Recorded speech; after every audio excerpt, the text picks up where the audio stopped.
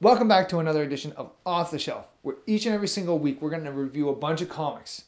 This week we have Batman number 17, Fantastic Four number 4, and Star Wars number 2. If you like, you guys can click any one of these buttons right now and jump ahead to that review if you so desire. Or you can stick around and we'll just get going with this, alright? Off the Shelf, Rants and Raves. That was a real good momentum killer.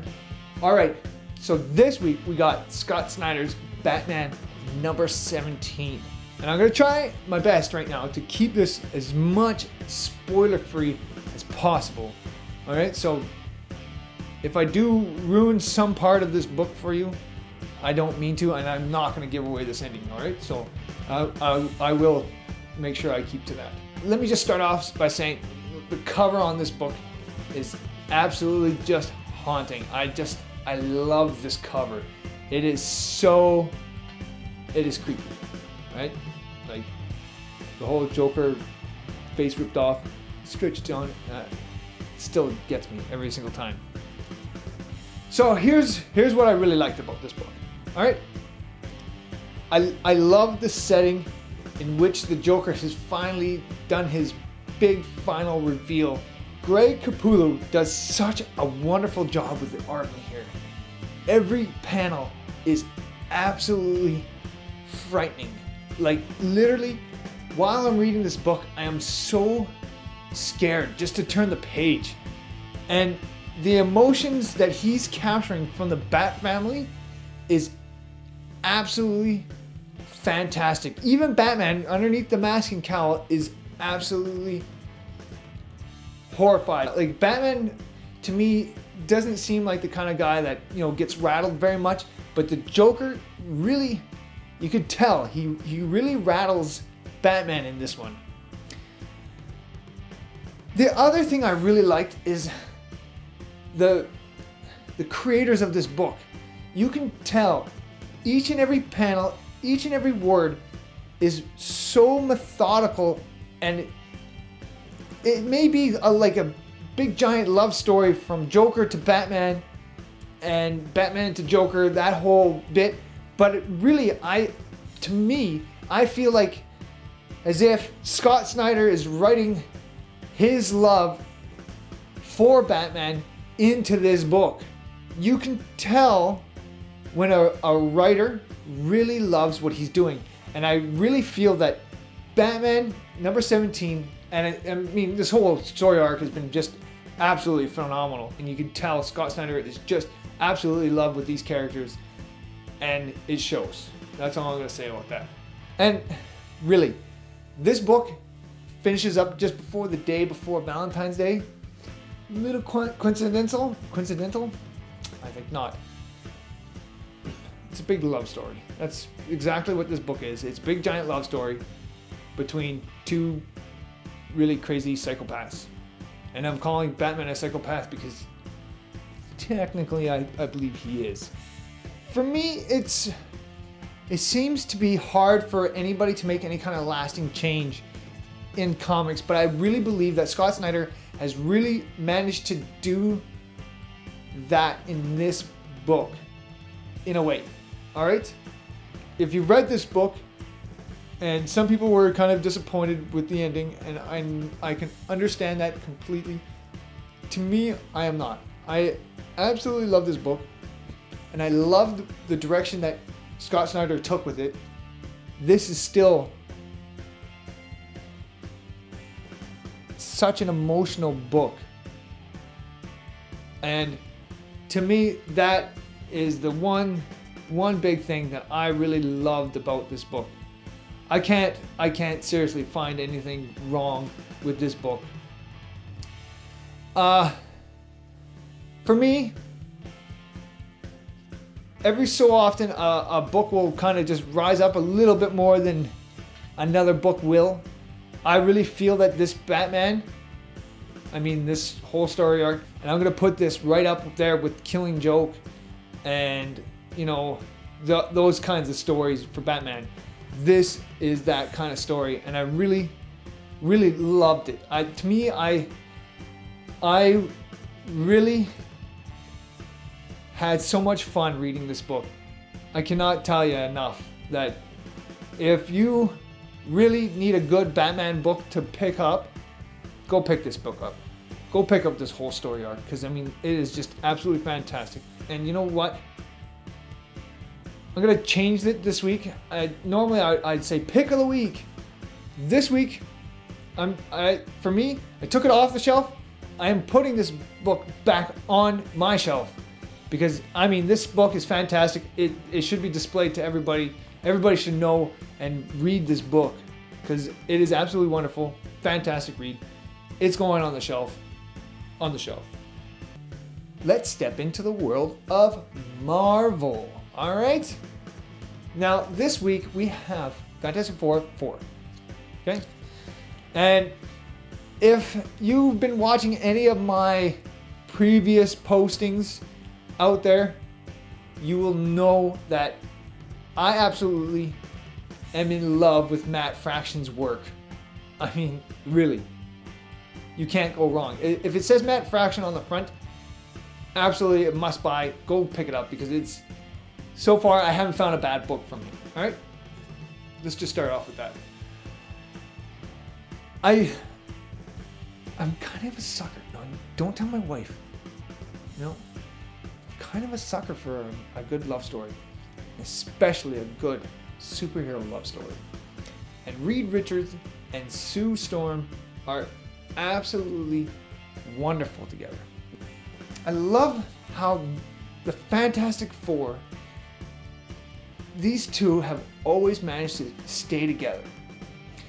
Yes, they've had their ups and downs and everything else like that, but these two are the quintessential Marvel couple that you want to be able to look up to, and shows that, you know, comic book marriages do work in this world, right? Comic book marriages work, and this is the proof to show you.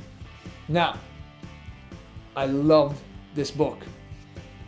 It is such a romantic love story from Reed to Sue, and if you just want a good book, a good just sit down and read, this is the one to look at.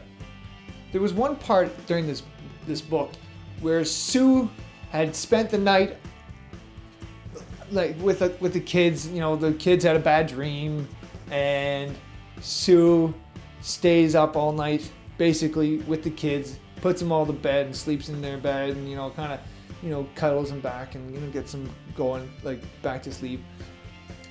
I loved the morning, and I like, to me, because I'm a parent, I loved the look on her face first thing in the morning, hair's all disheveled, and to me it just made this book all that more real.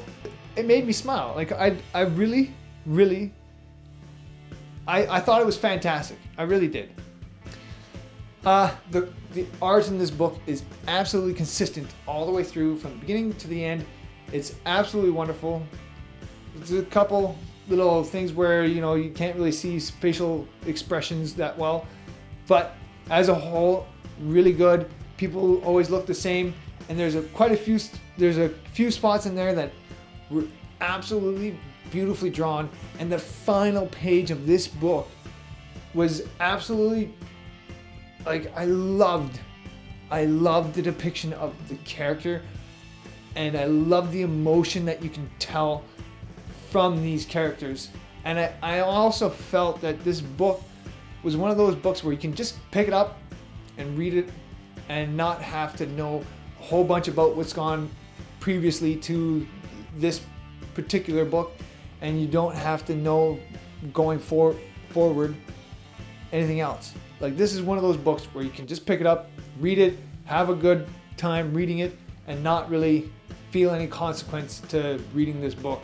Yes, it does have some of the story arc, the overall story arc built in, but you can hardly notice that coming through.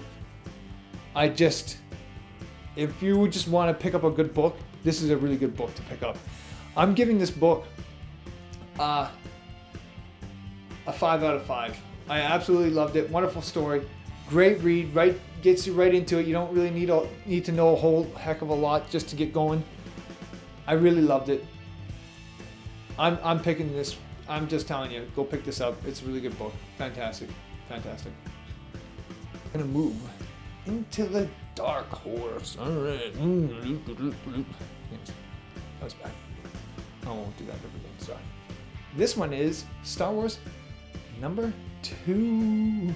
I know a lot of people are so excited about this book. And to be honest with you, I am too. I absolutely am stoked for this book. Like, I just cannot wait till the next issue comes out. It is definitely right up on the top of my list to, get each and every single week. I mean, there's only 2 books out so far, but right now at this point, I absolutely have fallen in love with it. I love what they're doing here with Princess Leia. I really believe that she is such a strong female figure that really doesn't need to show everything and be absolutely provocative.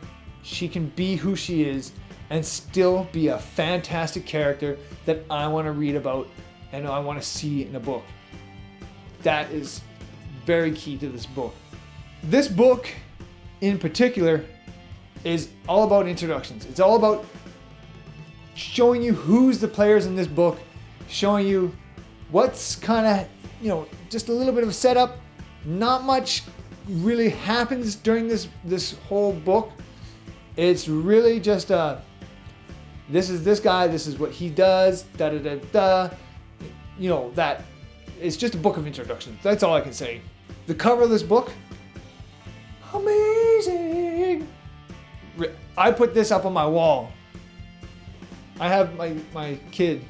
He has comics all along his room, along the top of his room. This book is definitely going up in that room because it is awesome. Awesome, awesome, awesome. I cannot say enough about this. The art in that front page on the cover of this book, absolutely amazing. The art in the book is absolutely spot on. I've heard, some issues with, some of the characters not looking quite the way they should. It's a comic.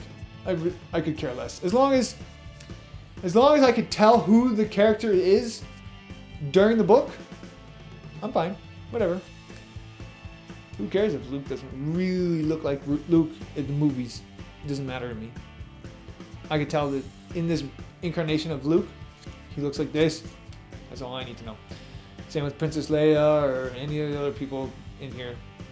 This is what I love, the whole story arc with Han and Chewie, and really anytime you put Han and Chewie in a book, I am gonna be all over that. And especially if you put Boba Fett in there, chasing after him. Definitely a plus. Okay? After about the first 4 or 5 pages, started to kind of drag on for me, the story anyways. I'm not a big fan of introductions. That's pretty much my biggest beef in this whole entire book. The intro to the Rebel plans took about 5 pages. That could have been condensed down to probably 2. I didn't really need to know everybody's name and where they're from. And the person who didn't really get much of an intro, pretty sure she's gonna die next round. So, just saying. I'm really hoping things will pick up from here. I'm giving this one a 4 out of 5 because I love this book. Don't get me wrong.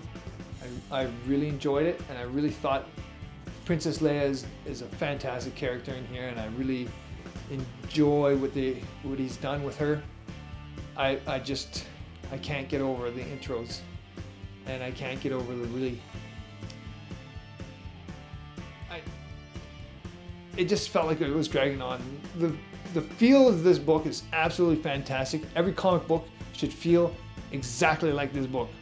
It is sturdy, well put together. I loved it. It felt good. It read okay.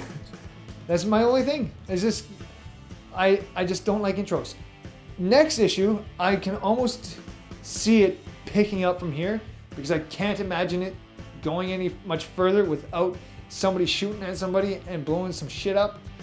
So here's hoping. Come on. All right. That is it for this week.